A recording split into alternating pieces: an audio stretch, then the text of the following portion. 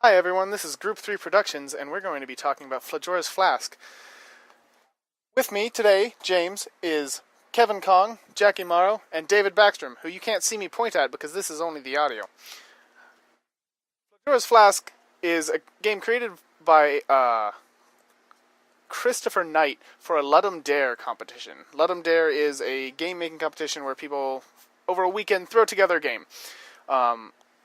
Chris Knight made Flajora's Flask, inspired by a very popular game you may have heard of, Legend of Zelda Majora's Mask, which has very similar themes of time and finishing things in a surprisingly arbitrary time limit.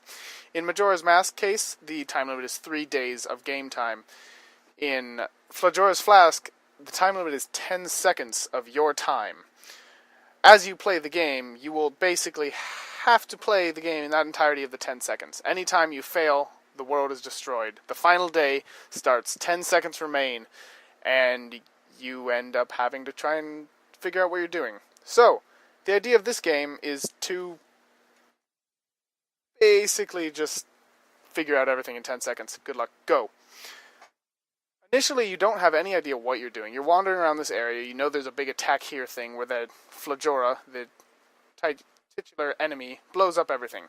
By talking to people, you can find items that let you help you out. In this case right here, we have the space-time kazoo. It lets you go back in time 10 seconds, which is just enough so that you can start the game over again.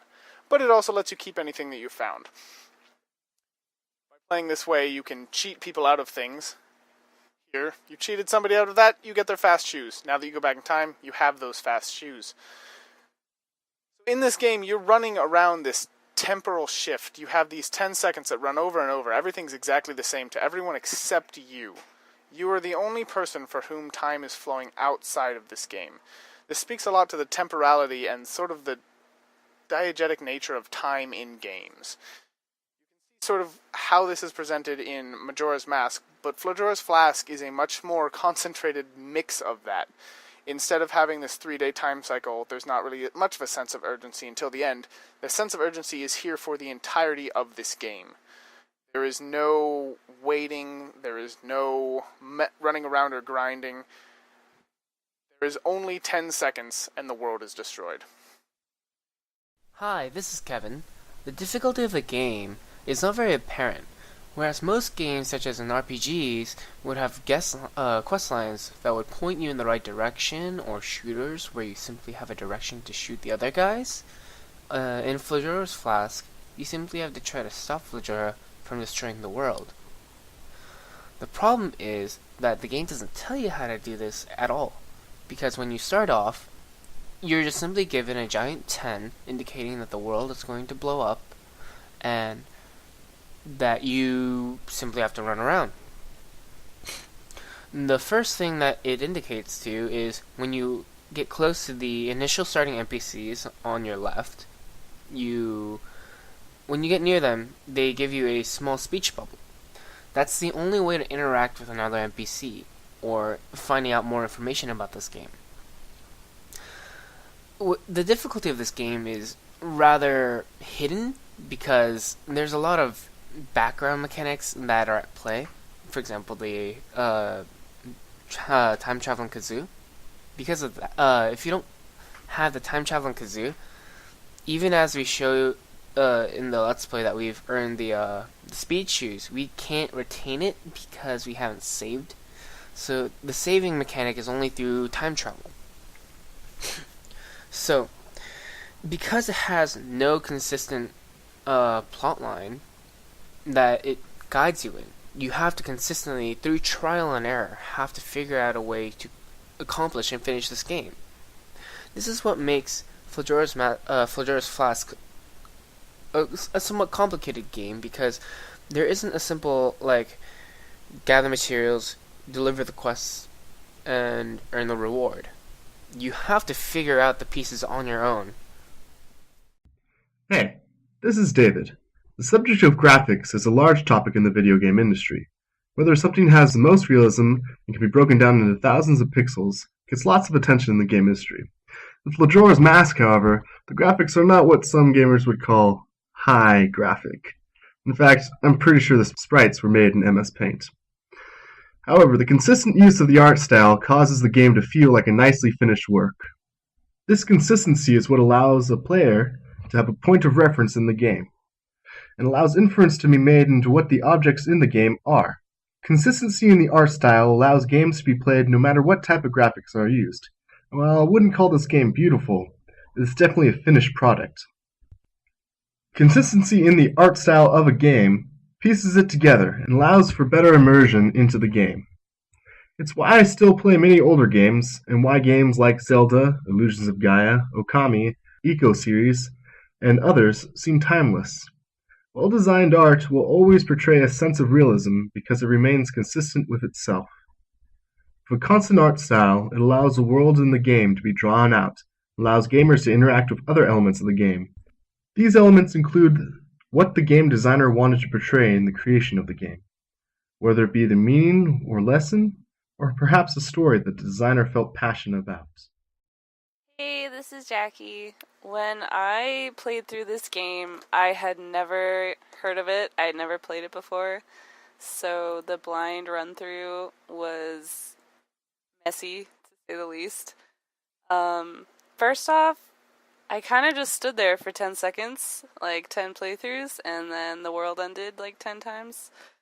That was great. It doesn't give you any direction as to what to do, and as someone who is not a frequent gamer, this threw me off in a lot of ways. So I didn't actually figure out what was happening until maybe my 20th run through, until I actually got the kazoo that would bring me back in time. But even after I got the kazoo, I kept playing through and realized that it was a lot harder than I had anticipated. I just kept going back in time every 10 seconds and not really getting anywhere. I did infer, though, that everybody in this area that you're walking around in does have something to say, which I would just run out of the 10 seconds before I would talk to them. But as you just saw in the clip, I somehow managed to get the piece of meat, which was disgusting because they say that it is, well, they don't say it, but they infer that it is the meat of this woman's husband. And I kept trying to get this little dog, which is like a pixel in the game, back to its owner. Which is impossible because I never got the roller skates that make you fast. As a non-gamer, I would say that trying to figure out what to do is really difficult. I knew that what people were saying somehow pieced together, but I would probably have to play the game like 100 times in order to do it properly, or even to finish. I don't think I got any farther than trying to get this dog back to its owner, and it didn't even work. Before I got very frustrated and eventually gave up.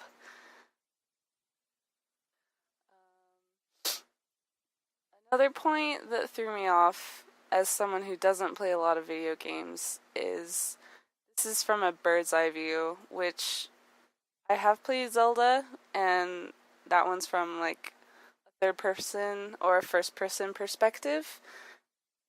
You are on Link's level. You're basically viewing the world through his eyes. But in this, you're just a little blob walking around, and you see the tops of people's heads, which is a very different approach than most every game that I've ever played. Unless you're using like a map on maybe a shooter or a strategy game. Usually things are not from a bird's eye view because they like to immerse. The immersion factor in this game is really, really low.